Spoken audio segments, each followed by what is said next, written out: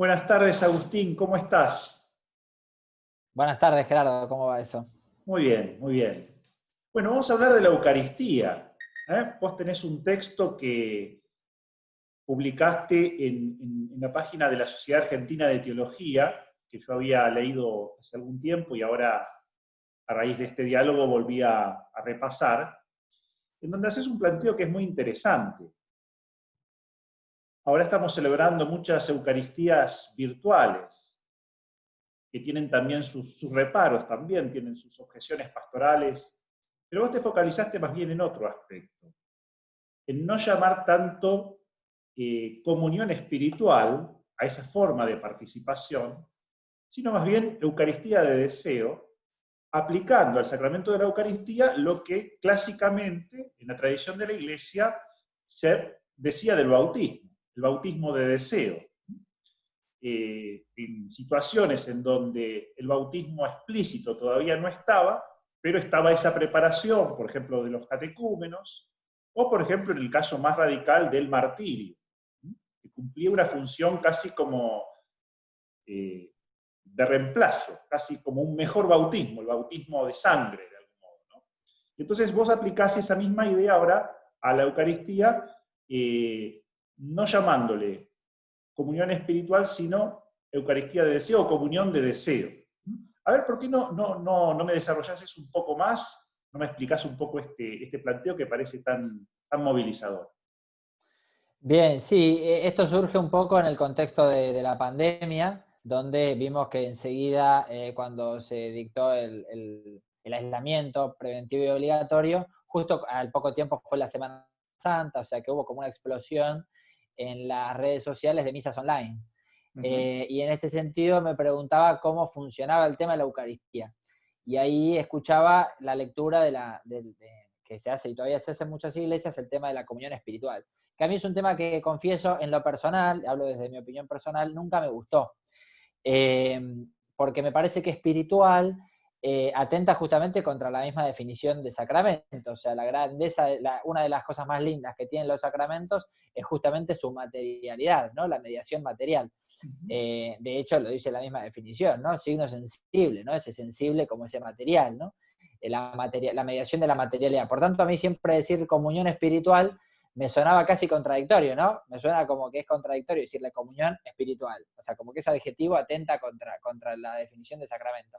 Viste Y que en por la otro historia de lado, los dogmas está este intercambio que se va a dar a partir del siglo XII entre cuerpo místico y cuerpo verdadero, que se aplicaba a la Eucaristía y a la Iglesia. Lo que en un momento se decía de la Iglesia después se pasa a decir de la Eucaristía, y lo que se decía de la Eucaristía después se pasa a decir de la Iglesia. Lo cual es a mí interesante nunca me... para, digamos, no contraponer, pero sí vincular estas dos expresiones.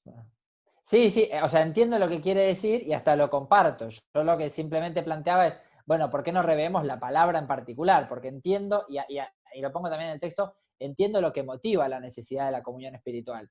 Y eso mismo es lo que propongo, digo, bueno, busquemos otra alternativa.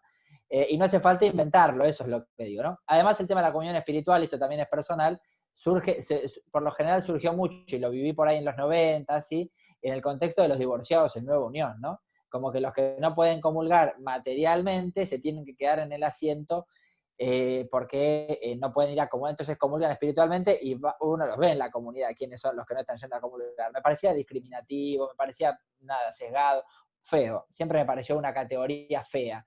Entonces, digo, y no hace falta inventarlo para resolverlo. Digo, mirá, esto en la historia de la iglesia, un poco lo que yo me dedico, la historia de la iglesia, esto ya existió. O sea, ya existió otra categoría que tenían los primeros cristianos en los primeros siglos de la iglesia, que es la categoría del bautismo de deseo. Bueno, quizás un desafío teológico, que es un poco lo que planteo, es apliquemos esto mismo a los sacramentos en general, no solo al bautismo, ¿no? Y en este caso de la pandemia, a la Eucaristía, ¿no? ¿Por qué no aplicarlo en vez de comunión espiritual, hablar de comunión de deseo? Con las particularidades que tenía el bautismo de deseo, que ese es el planteo, ¿no? Tampoco lo digo yo solo, también lo han dicho obispos, ¿no? En este contexto. No es que soy un iluminado yo, ¿no? Pero quiero decir, existe la categoría, en la historia de la iglesia existe, bueno, reflotémosla, ¿no? Teológicamente, al menos démosle la oportunidad de hacer el planteo. Y es muy interesante esta categoría de deseo aplicado a la Eucaristía, porque también te focaliza en el homo viator, es decir, en nuestra condición de peregrinos. Nosotros muchas veces con la Eucaristía subrayamos la presencia, es decir, vamos a comulgar y Jesús ya está con nosotros ya estamos con Jesús, entonces ya somos cristianos plenos. Mientras que el deseo, incluso en las situaciones que vos decías antes, por ejemplo, de situaciones irregulares en el vínculo, muestra también que las personas estamos también en proyecto, es decir, que la escatología todavía no llegó. La Eucaristía es también promesa, es decir, en cuanto banquete, remite al banquete escatológico, es decir, al todavía no. No solamente es el ya de la presencia, sino que también es el todavía no de la promesa, es decir, es el alimento de los peregrinos. Y en este sentido, el deseo, la Eucaristía de deseo, también pedagógicamente estaría como fomentando en nosotros la virtud teologal de la esperanza, con todo lo que eso significa, porque la esperanza tiene algo de arduo, y lo arduo asociado a la Eucaristía nos remite también al sacrificio. Con lo cual estaríamos como recuperando la totalidad del misterio eucarístico desde otra perspectiva. De las entrevistas que yo hice, o que estoy haciendo así, o los diálogos, vos sos el más joven de todos. Estás más en contacto también con gente joven, te vi en algún programa también así, que te hacen este tipo de Zoom, pero más en forma de entrevista. Tenés un lenguaje más así, más directo, más así, más juvenil. Esto es muy interesante también para la pedagogía, digamos, del cristiano, de los jóvenes. Nosotros estamos muy acostumbrados a todo ya y rápido, ¿no? La presencia a veces puede ser eso, decir, bueno, expeditivamente ya tenemos todo a mano y lo solucionamos con un clic.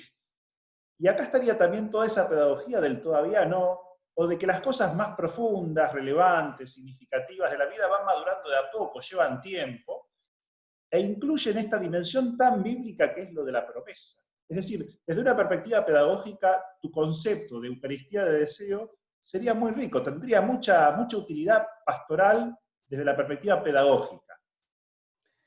Sí, y en ese sentido, justamente con esto que estás diciendo, veo que por ahí este planteo de, que lo hemos escuchado, esto de devuélvanos las misas, ¿no? Como si alguien se lo hubiera robado, o este tipo de planteo, o esta necesidad urgente de tener que salir corriendo al templo, aun cuando es adverso salir a la calle, porque también mi planteo surge de eso, ¿no? Que mi esposa trabaja en un hospital público, yo digo, siempre hago teología desde mi experiencia personal, no puedo hacer desde otro lado. Y yo me quedo trabajando en casa, cuidando a mi bebé, y digo, y esta gente me pide que yo vaya hasta el templo, ¿no? O sea, yo lo que ahí veía en esta gente que planteaba este tipo de cuestiones es ansiedad, ¿no? Y esta ansiedad, que justamente es lo que vos estás diciendo, es esta falta de pedagogía en la gracia de la Eucaristía. Me parece que ahí hemos fallado, creo que hemos fallado como catequistas, si hemos enseñado que la única forma de relacionarnos con Jesús es una especie de delivery. Entonces yo me pido, así como pido el delivery de tantas cosas, me pido el delivery de Eucaristía y que me traiga una Eucaristía a mi casa, porque si no, no tengo forma de relacionarme con el sacramento. Bueno, creo que ahí hay un esfuerzo hacia el futuro que nos está enseñando todo esto, de cómo educar verdaderamente en el sacramento. Me parece que acá hay que nos hemos dado cuenta ahora, quizás siempre estuvo, pero nos hemos dado cuenta ahora, ¿no? De esta falencia en la educación, en lo pedagógico del sacramento. ¿Qué hemos hecho para equivocarnos de esta forma, ¿no? A mí me parece que hay un planteo interesante hacia el futuro, ¿no? Como catequista lo digo, ¿no? También como formador en este sentido, me parece que en la catequesis sacramental hemos fallado, porque esta ansiedad por salir corriendo, ¿no? al templo, aun cuando es adversa la posibilidad de estar en la calle y contagiarme yo, contagiar a mi familia, pareciera que, bueno, no importa, lo que necesito es yo comulgar, y lo que yo veía ahí es una Atentaría relación... contra la caridad, si es el sacramento del Claro, amor. Ahí exactamente, me es están válido también el pidiendo que planteo que vaya hace contra la... Rafael Luciani al respecto, porque él dice, este tiempo de ayuno eucarístico también es una oportunidad para redescubrir la palabra, es decir, no es en contra de la Eucaristía, sino es en función de una Eucaristía más consciente, plena y activa, que es de lo que hablaba Sacrosanctum Concilium, es decir, la constitución conciliar del concilio sobre la liturgia, es decir, una formación litúrgica nos tiene que llevar a una participación más consciente, plena y activa.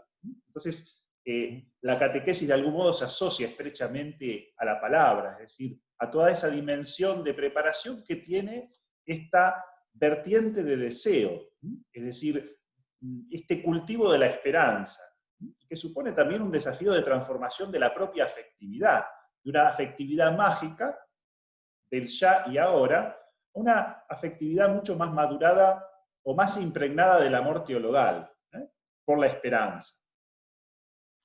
Y que deseo no es solamente, porque ahí también me pasó dialogando con otros, que deseo no es solamente, bueno, lo quiero y porque lo quiero, casi como caprichoso, ¿no?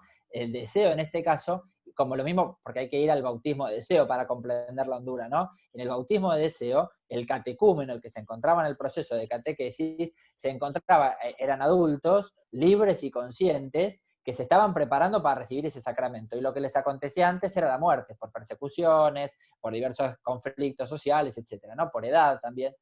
Entonces se consideraba que esa persona estaba bautizada. ¿Pero por qué? ¿De dónde surge? En que se estaba justamente preparando para ello y estaba en un proceso libre y consciente. Y en este caso se aplica igual, porque no es que, no, porque alguien me decía, bueno, vos estás planteando deseo como yo deseo recibirme, cuando estoy en la facultad deseo recibirme, entonces si lo deseo ya estoy recibido, ¿no? Me hacía como Deseo no esta es asociación. ganas. Claro, entonces yo le digo, no, Sí, no, sí, paren no. un minuto, porque ahí para entender la hondura del deseo, el sacramento de deseo, hay que ir al bautismo de deseo y hay que estudiarlo en ese contexto, que es un poco lo que yo planteo en el artículo, ¿no? O sea, el bautismo de deseo suponía un deseo libre y consciente de recibirlo, y lo que te distancia justamente es el hecho de la concreción material por un conflicto social determinado. Por ejemplo, las persecuciones, como se daban en los primeros siglos.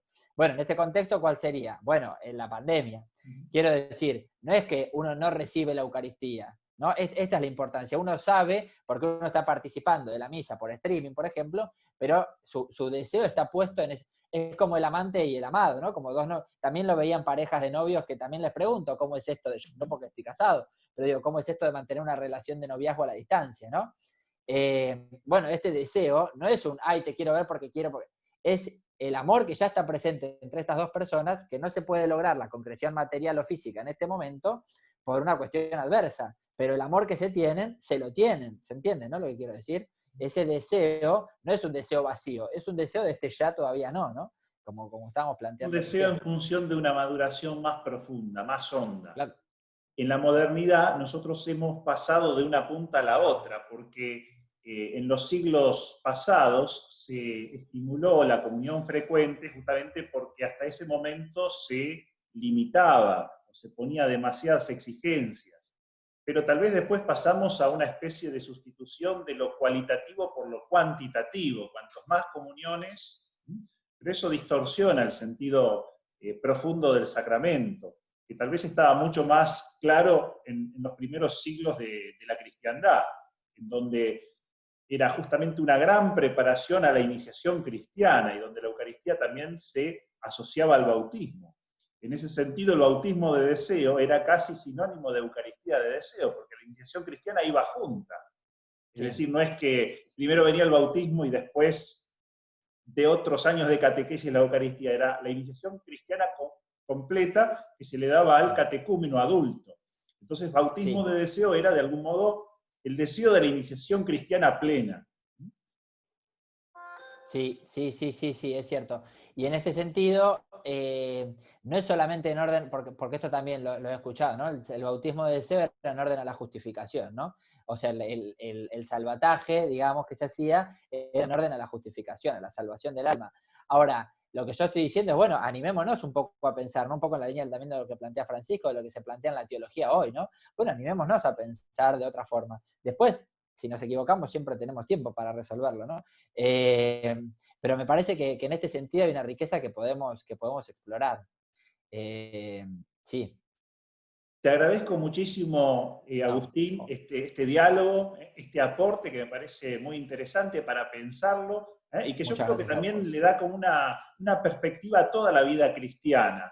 No tanto pensar la vida cristiana desde lo ya hecho, desde lo ya consumado, de la plenitud ya toda ahora, sino también desde esta perspectiva de proceso, de camino, de esperanza, de maduración progresiva, desde ese todavía no, que culturalmente hoy nos cuesta tanto, y que tu propuesta de algún modo invitaría a trabajar. Te agradezco mucho Bueno, y ya Muchas nos gracias veremos seguramente en alguna otra semana de la Sociedad Argentina de Teología, que es donde habitualmente Estamos en eso. encontramos. Estamos en eso, estamos en eso. Adiós, muchas gracias.